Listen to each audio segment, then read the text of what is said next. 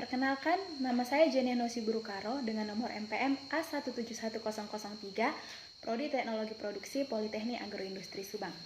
Baik, di sini saya akan memaparkan hasil tugas akhir saya yang berjudul Analisis Usaha Bibit Jamur Tiram Pleurotus ostreatus, studi kasus di usaha bersama jamur tiram Medan, Sumatera Utara, dengan dosen pembimbing saya, Bu Mela Oktora Suherman, SST, MP. Yang melatar belakangi saya mengambil judul ini adalah luas lahan pertanian di Indonesia semakin lama mengalami penurunan. Kepemilikan lahan pertanian yang semakin sempit ini dapat diatasi dengan budidaya komoditas yang tidak membutuhkan luas lahan yang besar. Salah satunya adalah budidaya jamur tiram putih. Produksi usaha jamur tiram di Sumatera Utara terus mengalami peningkatan setiap tahunnya. Pada tahun 2018, produksi jamur tiram sebesar 23.493 kg dan pada tahun 2019 sebesar 37.119 kg menurut BPS tahun 2020. Permintaan jamur tiram di Sumatera Utara cukup meningkat karena semakin banyak masyarakat terutama kalangan menengah ke atas mengetahui khasiat dari jamur tiram untuk kesehatan. Untuk menjalankan usaha dengan baik, maka perlu diketahui teknik budidaya bibit jamur tiram yang optimal. Kerangka pemikiran, jamur tiram, teknik produksi bibit jamur tiram, ada biaya dan pendapatan, serta analisa finansial yang meliputi 1. Break-even point, 2. Benefit cost ratio, 3. Revenue cost ratio, 4. Return of investment, 5. Payback period, 6. Internal rate return, 7. Next present value. Adapun tujuan saya untuk mengambil judul tugas akhir ini antara lain 1. Mengetahui dan memahami teknik produksi bibit jamur tiram, 2. Mengetahui analisis usaha pada produksi bibit jamur tiram di usaha bersama jamur tiram Medan, Sumatera Utara berupa total biaya, penerimaan, BEP, BC ratio, RC ratio, ROI, payback periode, IRR, dan NPF, sehingga dapat diketahui layak atau tidak suatu usaha tersebut. Metode pengumpulan data tugas akhir ini 1. Data primer, data yang diperoleh secara langsung yang diperlukan untuk menyusun laporan dan diperoleh dengan cara praktek langsung di lapangan dan mengikuti pelaksanaan kegiatan di usaha bersama Medan, Sumatera Utara. 2. Data sekunder, diperoleh dengan cara mengumpulkan literatur, sumber pustaka, dan membaca dari berbagai sumber buku, internet, dan catatan yang telah ada di usaha bersama Medan, Sumatera Utara, serta media cetak atau media elektronik yang berhubungan dengan bahasan judul tersebut. Sejarah perusahaan. Usaha bersama jamur tiram Medan, Sumatera Utara dimulai pada tahun 2010 oleh Bapak Ali Sadikin. Bapak Ali Sadikin adalah lulusan sarjana ekonomi di salah satu universitas di Jawa. Beliau juga mengambil sastra Inggris di Medan. Sebelumnya, beliau pernah bekerja sebagai pegawai di salah satu kantor di Aceh. Kemudian, beliau memutuskan untuk berhenti dan membuka usaha sendiri. Kemudian, beliau memutuskan untuk merintis di usaha jamur tiram dikarenakan di kota Medan masih sangat jarang usaha tersebut dilakukan. Pada awal berdirinya usaha jamur tiram bersama ini, beliau hanya mempunyai 1 karyawan saja, dikarenakan masih belum terlalu banyak dikenal orang. Lambat laun, usaha jamur tiram beliau banyak didatangi mitra untuk menjadi pelanggan tetap dalam penjualan bibit jamur tiram. Sarana dan prasarana. Usaha bersama jamur tiram mempunyai luas lahan 1.000 meter persegi.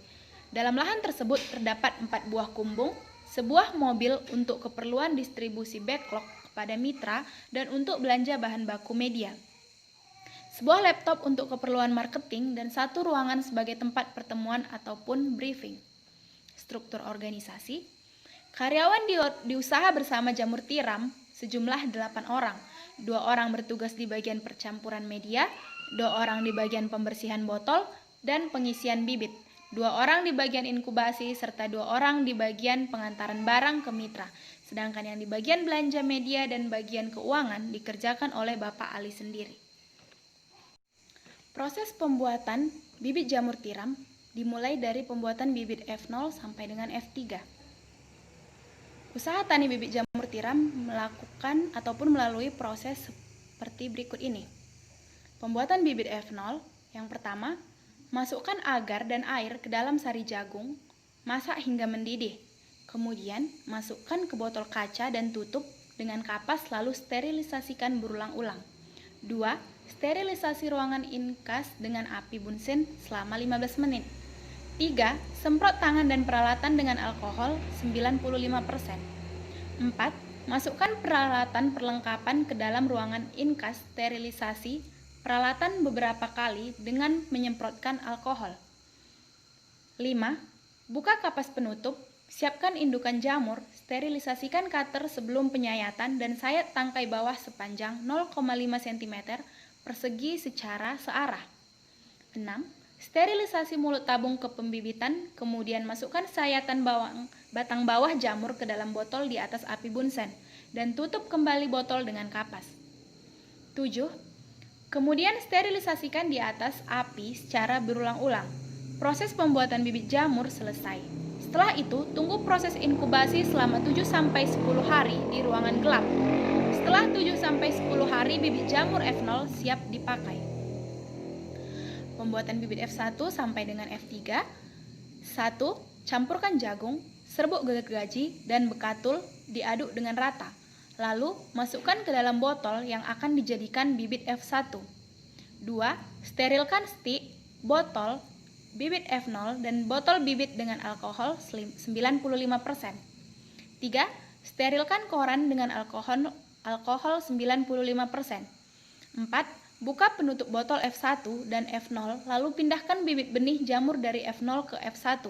Kemudian, tutup dengan koran yang sudah disulut api, lalu ikat dengan karet gelang. 5. Kemudian simpan di ruangan inkubasi. 6. Prosedur kerja untuk pembuatan bibit F2 dan F3 hanya perbedaan perbandingan media tanamnya. Untuk pertumbuhan miselium bibit F1 diperlukan waktu selama 20 hari agar pertumbuhan miseliumnya mencapai 100%. Untuk bibit F2 diperlukan 25 hari agar miseliumnya tumbuh sempurna. Dan untuk bibit F3 dibutuhkan waktu 30 hari agar miseliumnya tumbuh 100%. Adapun proses pembibitan F3 ke backlog atau disebut dengan inokulasi. 1. Sterilkan tangan, kaki, bibit F3 dan alat dengan alkohol. 2. Buka penutup botol F3 lalu semprot dengan alkohol dan sulut dengan api agar benar-benar steril. 3. Buka tutup backlog lalu berikan bibit F3 sebanyak 1 sendok makan. Selanjutnya, tutup lagi dengan koran dan ikat dengan tali. 4.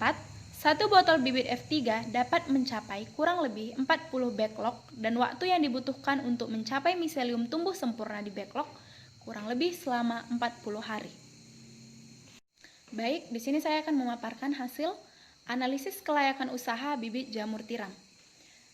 Penerimaan Rp630 juta, biaya investasi Rp299 juta, biaya langsung Rp342.700.000, biaya tidak langsung Rp178.064.811.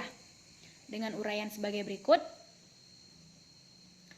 BEP Invalu atau titik impas dalam nilai sebesar Rp101.407.280.702. BEP in quantity Rp469.094. Laba operasional ataupun gross margin Rp287.280.000. Laba bersih belum pajak ataupun net margin Rp109.215.189. BC ratio 5,5, revenue cost ataupun RC ratio 31,8, return of investment 17%, payback period 6 bulan, internal rate return 84%, net present value Rp997.244.166.000. Kesimpulan dan saran. Kesimpulan, Berdasarkan hasil analisa, selama melakukan kegiatan PKL di usaha bersama Jamur Tiram merupakan suatu usaha yang menjanjikan dengan sangat mudah untuk dilakukan pekerjaannya, serta pendapatan yang sangat maksimal dan lingkungan yang mendukung, sehingga usaha tersebut sangat menguntungkan dan sangat layak untuk dijadikan usaha jangka panjang. Teknik produksi bibit jamur tiram yang sangat mudah diproduksi dengan bahan baku yang mudah didapat dan peralatan bahan yang dapat kita temui sehari-hari. Dan teknik usaha bibit jamur tiram yang dengan mudah diterima banyak kalangan sehingga sangat mudah dipasarkan dan punya peluang usaha yang sangat besar.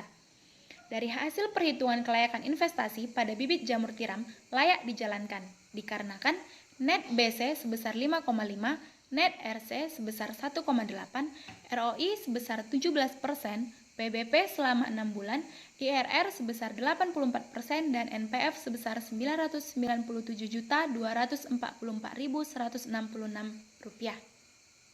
Saran 1. Melakukan peningkatan kualitas kerja perusahaan dengan menerapkan SOP yang telah dibuat supaya tetap berproduksi secara konsisten, unggul dan kontinu, serta terbuka terhadap kerjasama dengan pihak lain. 2. Meningkatkan promosi agar usaha bersama Jamur Tiram lebih banyak dikenal, tidak hanya di Kota Medan, tetapi juga sampai keluar kota. Demikian pemaparan hasil tugas akhir saya. Semoga bermanfaat. Saya Jenny Enosi Brukaro. Sekian dan terima kasih.